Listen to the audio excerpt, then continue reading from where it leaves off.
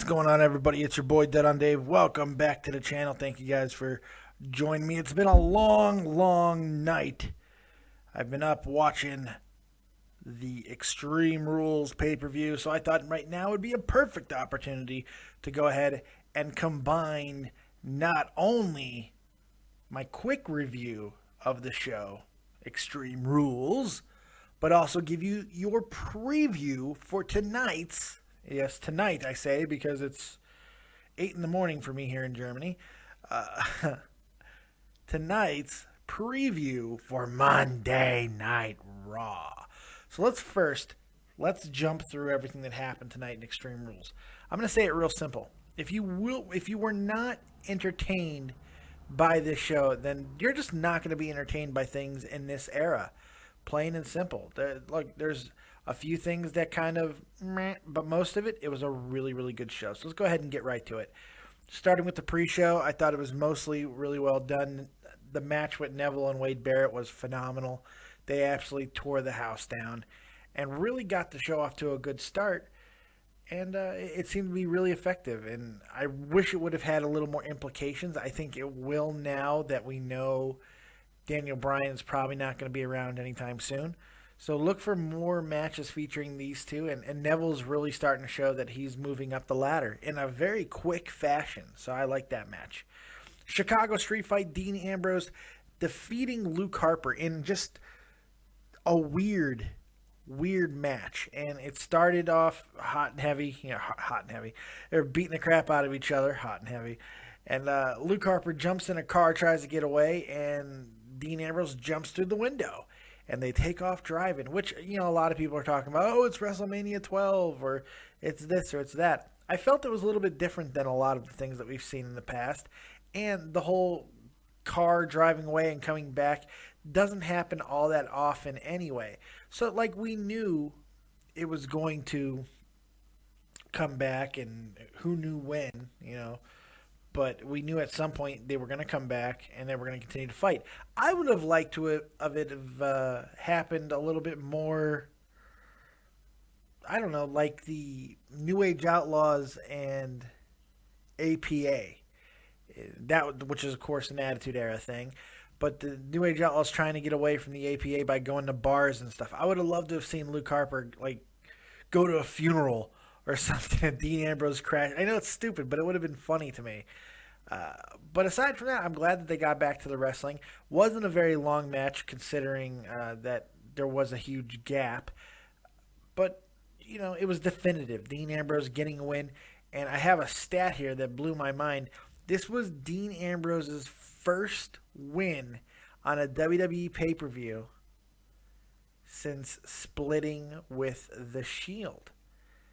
It's his first singles pay-per-view victory since he defended his U.S. title in one of the worst U.S. title runs in history by defeating Dolph Ziggler at Night of Champions in September of 2013. That's a long time ago. So this was a much-needed victory for Dean Ambrose, and I think it's getting him back on track. So I was happy to see that happen. While we were waiting for that match to conclude, we got the Kiss My Arse match, which, kind of predictable in a lot of ways. Ziggler did get the victory, which is great. He didn't lose the match, but he still got humiliated when he got beaten up after it and then forced to kiss Sheamus's arse. Now, the messed up thing about it was, what I thought worked was Ziggler screaming at Sheamus, "You wanted it. You wanted this match. I didn't want it. This isn't for me." Yeah, it was great. I actually really enjoyed that. And then, the low blow and Sheamus taking advantage of him and stuff. I don't know. It was just, we've seen that before. And I guess it's a way to keep Ziggler looking somewhat strong while making Sheamus the ultra bad guy, which I guess is really the entire point of this situation. So when you think of it in those terms, kudos. Good job by WWE. So I wasn't really too upset with that match. I thought it was fairly decent. Then we got the surprise of the night. In fact, it may have happened even before that. But we got the WWE Tag Team Championship. New Day defeating Cesaro and Kidd in easily match of the night. These guys went ape shit. It's like they were sitting in the back and all four of them said, "Hey, we're not on the pre-show.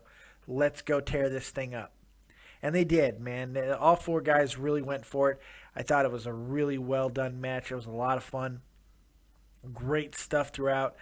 Amazing spots. Lots of drama outside the ring antics. It was just so well done. One of the best tag team matches I've seen in a very, very long time. So that was a lot of fun. I enjoyed that quite a bit. After that, things kind of started to slip away. The first hour and a half was fantastic. And it really was. It was really, really good. And then things kind of started to go in the other direction. I can't remember what happened next. Was it it may have been the United States Championship match next, which I did not hate this match. I thought I was going to. The Russian Chain match. I thought I was going to hate the match, and I didn't. It was actually really well done. I didn't. I thought I would miss the whipping. You usually get because in bull rope matches or strap matches, you got the whipping. They whipped a little bit with the chain, but you could just tell they weren't really connecting very hard because it's a fucking chain. But I thought the match was pretty well done. There was a lot of good back and forth. The chain didn't get in the way of too many things. There was a lot of smart things done within the match, like strategy-wise. Usually there's stupid spots, but instead this was like guys rolling out of the ring to prevent the other guy from touching the other turnbuckles. And the finish was cool. There was a cool finish, and I enjoyed it. Lana, they started teasing the whole situation with Lana and Rusev possibly splitting, with Lana recognizing the crowd's chants for her and Rusev sending her to the back. Then after Rusev does get defeated by Cena, he screams at Lana in the back to go to the Authority, and she does, and it turns out this is not the end of the feud, which is what I thought it was going to be. It's not. They're going to, at Payback, they're going to go one more time, Cena Rusev one more time in an I Quit match. So maybe that is when Cena is finally going to do the job to the Russian Rusev.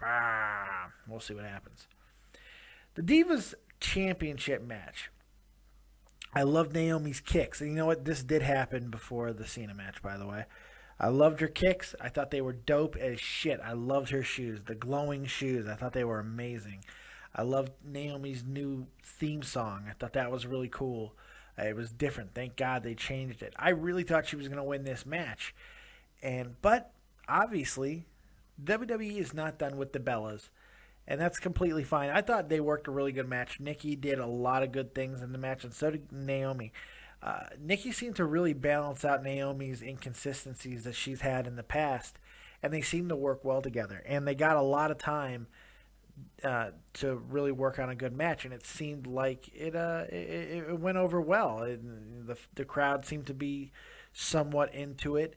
There wasn't any boring chants or any other bullshit. In fact, it didn't get the worst fan reaction of the night, so that's a good thing. I thought the match went well. I thought it did a lot to further the storyline with these two, or they can completely drop Naomi from the situation completely. Brie Bella did get involved, of course, but that was after Naomi attacked her. So there was a lot that happened, and I thought it was a cool match. Not epic. It's not Sasha Banks and Charlotte or anything like that, but it was definitely serviceable, and it was certainly a step up from what we usually see in the Divas division. So I think all those things are positives. All those things are positive and needs to be mentioned. Then we got the last man standing match, and this is, after the Divas match, it just started to wane down a little bit. Things were getting, This match was, Big Show sucks. Plain and simple, Big Show sucks. There's no simple way to put this. Big Show sucks. He's terrible. And he's not the right opponent from Roman Reigns. Roman Reigns has shown the ability to be able to work with higher level talent. He's done it. He's worked with higher level talent, and he's worked very well with them. So to think that he can't is kind of ridiculous. So you can't put this on Reigns. Now, all that being said, the match wasn't horrible. There was a lot of spots in the match that made it worth watching. I mean, Reigns getting put through the two tables, the choke slam I thought was really good. The ending I really enjoyed. The barricade spot gets way too often. Jesus Christ, I'm tired. If I never see that spot again, it'll be too soon. And the finish with Roman running up the stairs and spearing Big Show through the table, I thought was badassery at its finest. So they accomplished everything they wanted to in this match, and they made Roman Reigns look strong. They ended the feud with Big Show. That should be the end of it. There should be no more. And now we get to move on and hopefully get Roman into a better feud. More than likely, he's going to be the next contender for the WWE Championship if they do not abandon the Randy Orton storyline, which I don't think is done either. It can be, but not necessarily. We'll talk about that in a minute. So, overall, I enjoyed that match and thought it was well done.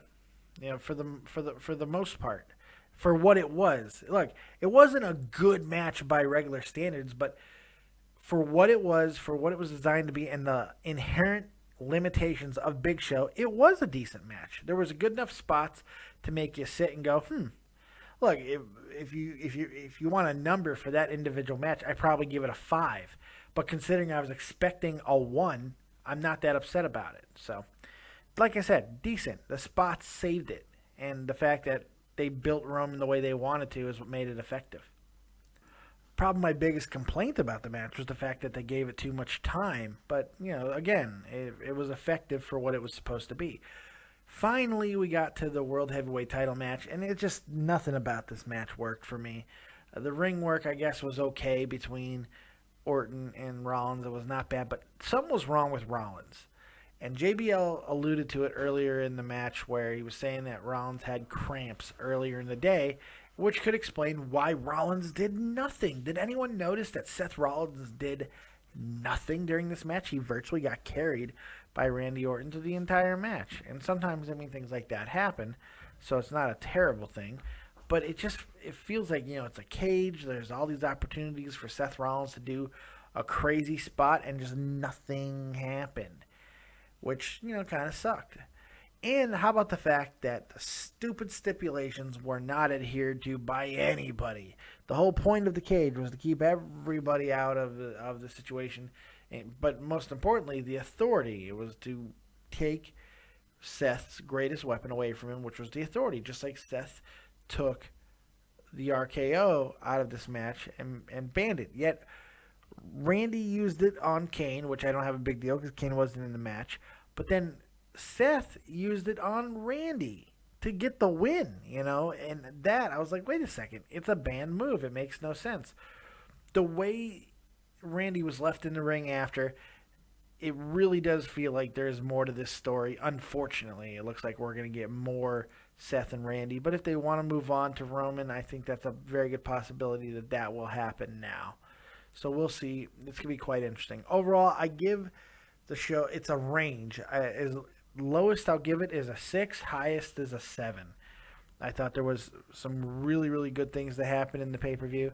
There were some ending to some storylines. There were some beginning new feuds that are just getting off the ground. And I think it just made it very fun and very interesting. And I was entertained. That's the biggest thing, was I had a good time. All right, let's move on to Monday Night Raw. Let's move on to tonight, because that's what we want to talk about, right? Extreme Rules is over. What happens now? Well, I think you got to start with the title picture. Who's in, who's out? Is Randy Orton going to get another chance? Is he going to go after Seth Rollins? Or is Randy going to turn his attention to the guy who basically cost him the match, and that's Kane? Kane chokeslammed everybody. What are there going to be any repercussions for his actions? What kind of shakeup is there going to be in the authority? Which I think Stephanie going to be returning, if not this week. I know she returns on SmackDown to do the show with Jericho. So you have all these possibilities of what's going to happen within the authority. Is there going to be new guys brought in, like I think there will be, eventually Sheamus? Or is it time to start moving on from the authority altogether? If Seth Rollins was not hurt, then what was the point of having him work the match that he did? So that's another storyline. Are they going to continue Seth being a complete coward? I don't. I think they're making him look too weak, and that could be an issue. Another thing to look for tonight on Raw is John Cena defending his title in another U.S. Open Challenge match. Who's going to take the bait? Who's going to come out? Is Finn Balor going to finally make his debut? Is somebody else? Are we going to have a legend? Are we going to have a current guy who needs a push? Who's going to take on the challenge? And will anybody beat John Cena for the United States Championship before he takes on Rusev in an I Quit match at Payback? So that's the question there. Divas title, what is that going to look like tonight? Does Paige come back soon? Does she come back tonight? Does she come back next week? If she does, who does she target? Does she go after her number one contendership title? Or does she take out Naomi? Is Naomi going away? Is Naomi going to go after Nikki Bella some more? Is it possible that Nikki won tonight, however, she will be losing come tomorrow, tonight, whatever, on Raw to send her out of the company, which a lot of people are expecting to happen. But I still haven't heard any word if she is going to be back for Total Divas or not. So I guess that's how it's going to be dictated. We go as divas go. That's just kind of how it goes. The Intercontinental title picture, what is that going to look like? Is Daniel Bryan going to be there? And if he is, will he relinquish the title? Will there be an interim champion? Will Neville and Bad News Barrett be involved some way? Should they be? I think so. Does Sheamus get involved in the IC belt? Does Ziggler come back into it? There's other people they can add entirely. There's all kinds of things that they can do. And hopefully one of them is an option that makes the most sense for them and they decide to go with it. Okay? Then we got, which is supposed, completely lost my place. Yeah, I think I was talking about the Intercontinental title picture and how they can go ahead and revitalize it. Is it going to be Neville? Is it going to be Barrett? Are they going to bring Sheamus or Ziggler in? I hope that's what I was talking about because I completely forgot what I was talking about because I may have fallen asleep a little bit. I'm exhausted yet again. But I got too many shows to do today, so I had to do this early. We talked to Divas. We talked that tag team title picture. Is Kid and Cesaro going to get an automatic rematch? Will they get it on Raw? And if they lose, who's next up? I think that becomes the big question. What other surprises could Raw have in store? Any returns? Maybe a Brock Lesnar sighting? You never know at this point. Is Sting going to come back at some point? I mean, those are the things that you just wait for every single week to make Raw a little bit special. I doubt any of those things are going to happen, but they are things worth bringing up. So, other than that, I think that mainly sums up what we're going to see on Raw tonight. There's not too much to talk about as of yet. So, I think tonight should be a overall sense of new rivalries, new storylines, and hopefully a new road moving forward to Payback for some guys. So, we'll see. Are there any matches off this current card and rivalry set that you want to see continue? I mean, it looks like we're going to get a couple of them, but I'm not sure if that's for the best. Like, do we really need to see Rusev and Cena again? Probably not. But it is what it is, and we're going to continue to get it. And we're going to like it, damn it, because that's what we do. Anyway, I think that's going to do it before I completely fall asleep on the air, which would be embarrassing. So, I've done it before, so it's okay. I appreciate all the support, you guys. You best viewers in the world. Make sure you like, subscribe, and share. And we will see you next time right here on Dead on Dave Productions. Make sure you check out everybody else in the community. Joe Cronin at the Joe Cronin Show. We just did a 2-hour live review there. Tommy C tore it up on Shot from the Point last night. Make sure you check him out as well. Of course, my partner on Touch 'em All, the weekly baseball show that we'll be doing today sometime, the great Jeff Huffman over at Grand Slam 87. Make sure you're checking all of them out. And make sure, if you haven't, go check out last night's Dead on Dave Live. Absolutely epic. 2 hours. Jake Link, the legendary comedian, calls in to check his microphone, and hilarity ensues. We also get a whole bunch of Joe Cronin, which was always a good thing. The more Cronin, the better. Anyway, I am Dead on Dave. This is Dead on Dave Productions. Thank you guys very much for joining me for your Monday Night Raw preview as well as your Extreme Rules review. We'll see you next time. Peace.